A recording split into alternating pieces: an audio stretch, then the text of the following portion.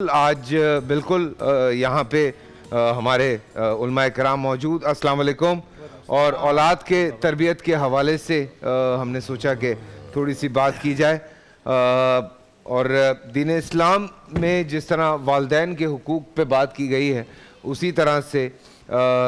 جو اولاد ہے ان کے بھی حقوق موجود ہیں اور اس پہ بھی جتنی بات کی جائے وہ کم ہے. حضور پاک صلی اللہ علیہ وسلم ہمیشہ سے اس چیز کو فرمایا کرتے تھے کہ اولاد کے کیا حقوق ہونے چاہیے اور کس طرح سے اولاد کی. اصل میں ہوتا یہ ہے کہ نارملی باپ کا کم وقت جو ہے وہ بچے کے ساتھ گزرتا ہے اور زیادہ وقت ماں کے ساتھ گزرتا ہے. تو پرورش میں زیادہ تر میں عام فہم بات کر رہا ہوں. اوبویسلی کچھ جگہ پہ ایسا بھی ہوتا ہے کہ باپ زیادہ وقت بھی دیتے ہیں بچوں کو, لیکن جو عام فہم بات ہے اس میں زیادہ وقت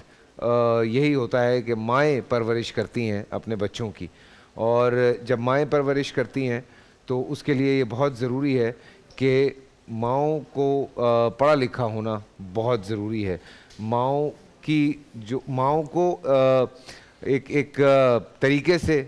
کل بھی ہم آدھی بات کرتے کرتے رک گئے تھے,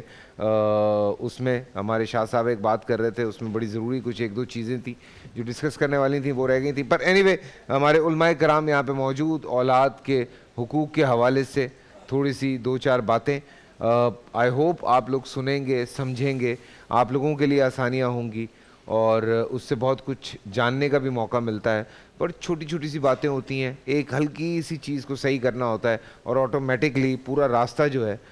وہ صحیح ہوتا چلا جاتا ہے. بسم اللہ الرحمن الرحیم. والسلام علی رسول اللہ. جیسے آپ نے ارشاد فرمایا کہ جیسے والدین کے حقوق اولاد پر ہیں اسی طرح اولاد کے حقوق والدین پر بھی ہیں. اور ہمیں یہ سمجھنا چاہیے کہ جب کوئی شخص دار اسلام میں داخل ہوتا ہے تو اس پر مختلف نوعیت کے احکام وارد ہوتے ہیں. اس پر اللہ اور اس کے رسول کے حقوق ہیں, اس پر پڑوسی کے حقوق ہیں, اس پر عامۃ المسلمین کے حقوق ہیں, اس پر ماں باپ کے حقوق ہیں اور اسی طرح اس پر اولاد کے بھی حقوق ہیں. والد پر سب سے پہلا حق تو یہ ہے بچے کے حوالے سے کہ جب بچہ پیدا ہو تو سب سے پہلے اس کی ولادت کے اوپر وہ خوشی کا اظہار کرے, چاہے وہ لڑکا ہو یا وہ لڑکی ہو. اور اس کے شکرانے کے طور پر سب سے پہلے جیسے کہ ہماری تربیت کی گئی ہے کہ اللہ کے شکر کے بعد اس کے کان میں اذان دے اور پھر اس کو اچھا نام دے. نام ہمارے وہ ہونے چاہیے جو انبیاء کرام یا صحابہ کرام یا اہل بیت اطہار کے مقدس ناموں پر ہیں, نہ کہ ایسے نام کہ جن کا معنی, چونکہ یہ بات بھی پائے ثبوت کو پہنچ چکی ہے کہ وہ جو نام ہوتے ہیں ان کا اثر بھی شخصیت کے اندر ضرور ظاہر ہوتا ہے. بالکل. تو اگر آپ ایسے نام دیں گے کہ جن کا نام کسی کا معنی جو ہے نا وہ جابر و ظالم ہوگا, کسی کا کیا, تو پھر وہ آگے بچے جو نا ان کے اندر تاثیر بھی ویسے ہوگی. اور جب بچہ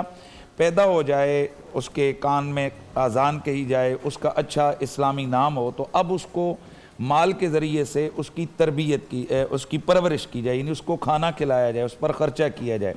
نبی پاک صلی اللہ علیہ وآلہ وسلم نے ارشاد فرمایا, مسلم شریف کی حدیث ہے,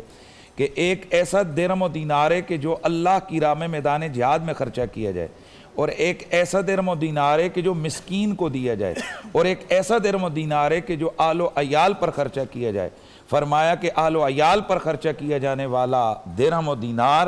اجر و ثواب میں سب پر بھاری ہو جاتا ہے, بڑھ جاتا ہے. اولاد کا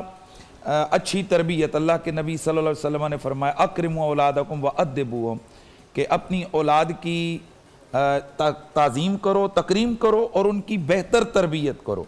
اور ایک اور حدیث شریف میں آتا ہے, بلکہ میں یہاں اس چیز کو بڑا خصوصی طور پر بیان کرنا چاہوں گا کہ آج ہمارے ہاں بیٹی پیدا ہو جائے تو جناب سب کے چہرے لٹک جاتے ہیں, اور بیٹا پیدا ہو جائے تو جناب جشن ہوتا ہے اور کیا سے کیا نعمتیں ہوتی ہیں.